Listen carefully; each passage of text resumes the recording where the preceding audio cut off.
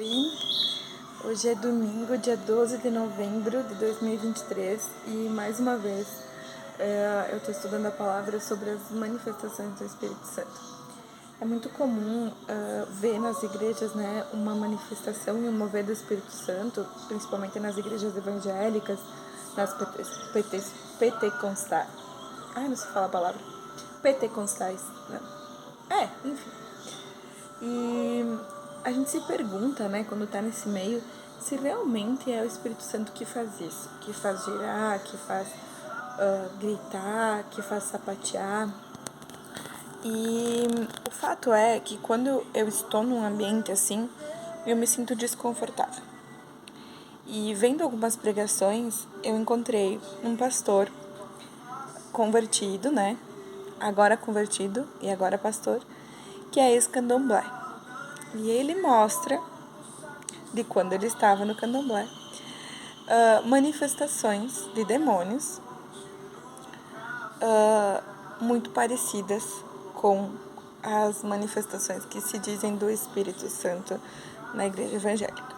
Então, nada aqui contra o candomblé, né? Ele que está falando de uma manifestação que acontece lá de um espírito maligno que está na pessoa. A gente vê também na igreja evangélica também manifestações de espíritos malignos. E quando acontecem essas manifestações de espíritos malignos dentro da igreja, a forma como a pessoa se porta é muito parecida com a forma com que algumas pessoas se portam quando dizem receber o Espírito Santo. Então, como a palavra de Deus, ela é pura, ela é luz, né, para nossas vidas, ela é a nossa fonte de água viva, ela é tudo para nós, certo? E nela tem tudo escrito de como é e como deve ser as manifestações do Espírito Santo. Então eu vou começar, né, falando que isso é uma pregação sobre as manifestações do Espírito Santo. Eu fiz várias anotações aqui, tem a minha Bíblia aqui do lado, e vários capítulos para ler. Primeira coisa, o Google, ele é um dos sites mais confiáveis que nós temos hoje em dia, né? A gente digita ali na plataforma qualquer palavra e ele nos mostra as mais relevantes. Então, eu digitei lá no Google manifestações do Espírito Santo. E o que apareceu foi, na pesquisa, a palavra que apareceu foi em Gálatas, capítulo 5, versículo 22 e 23. Então, eu vou abrir aqui, que eu tô com ela em Coríntios agora. Gálatas 5. Enquanto eu abro aqui, se você está assistindo, você vai pensando aí comigo. Na minha Bíblia tá bem riscada essa palavra, porque eu já li e reli ela muitas vezes. Então eu vou vir aqui para vocês verem, tá? Não vira? Não vira. Tudo bem. Aqui.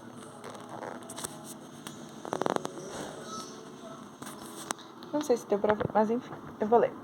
Gálatas 5, versículo 22 e 23.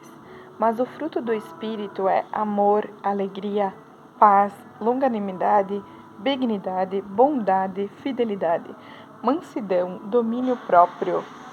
Contra estas coisas não há lei. Se está dizendo que um fruto do Espírito Santo é ter domínio próprio.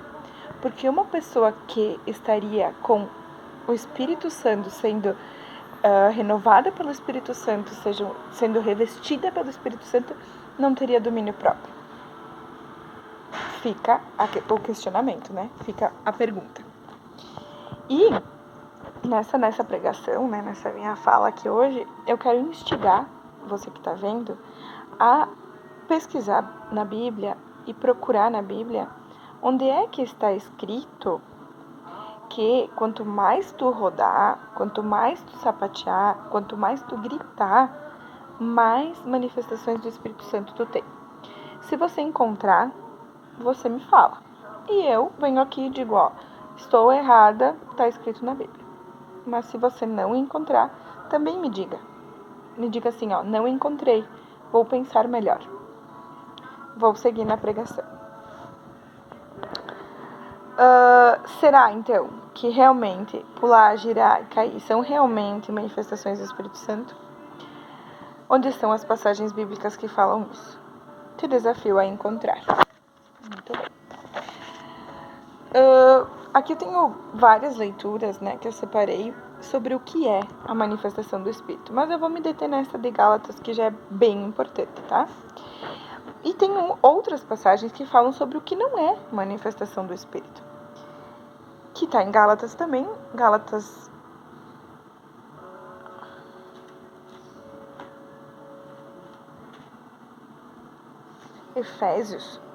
Efésios 4... Não, 1. Gálatas 1...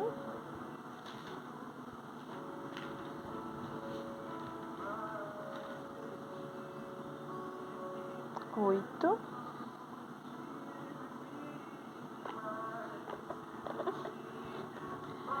Em Gálatas 1:8 diz: Mas ainda que nós, ou mesmo um anjo vindo do céu, vos pregue evangelho que vá além do que vos tenho pregado, seja anátema. Assim como já dissemos e agora repito, se alguém vos prega evangelho que vá além daquele que recebeste, seja anátema.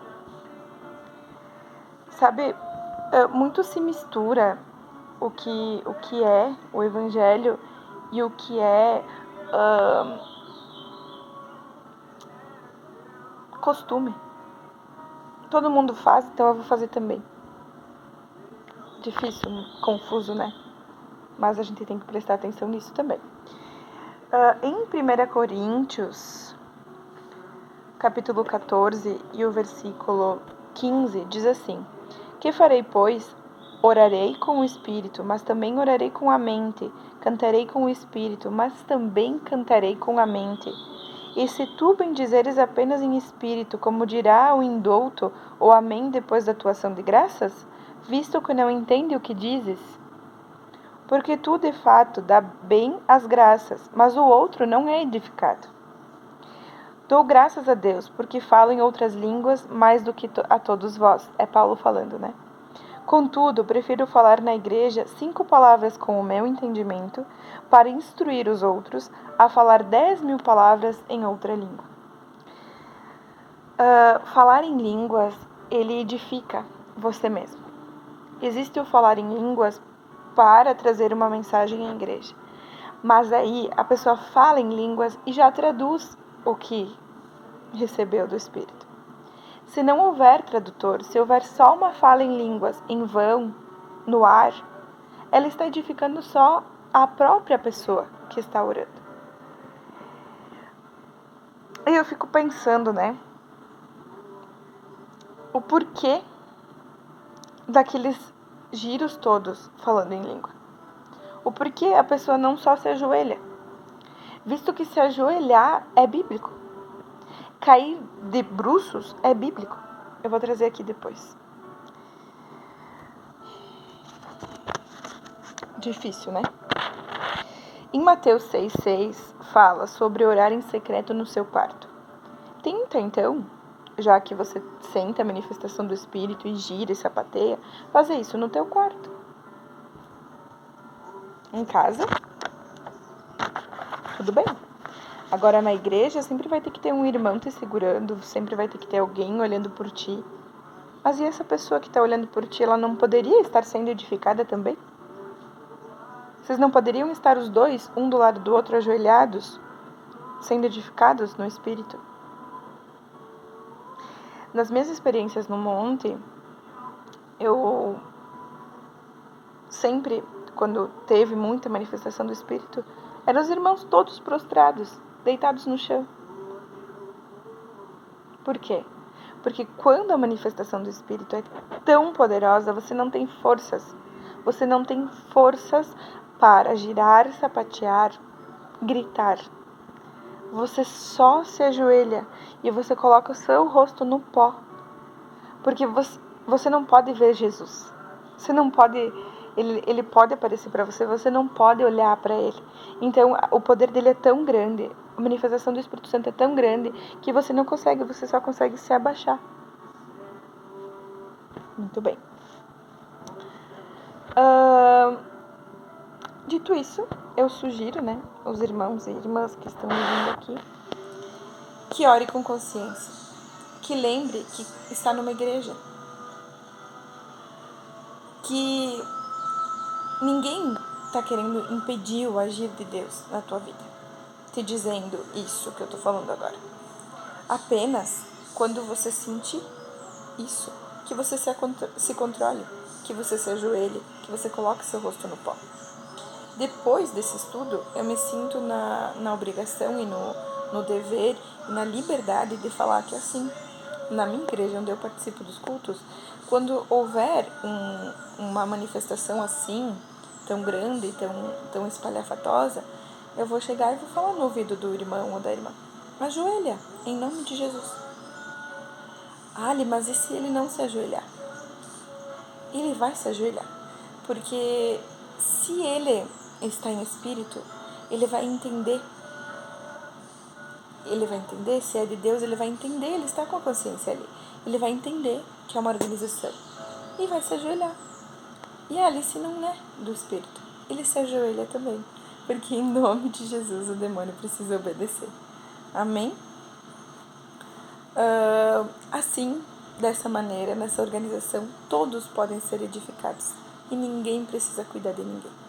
E a gente fica no embasamento bíblico do que é realmente manifestação do Espírito Santo, que é o que a gente leu lá no início em Gálatas, que é a bondade, a benignidade, a paciência, o amor.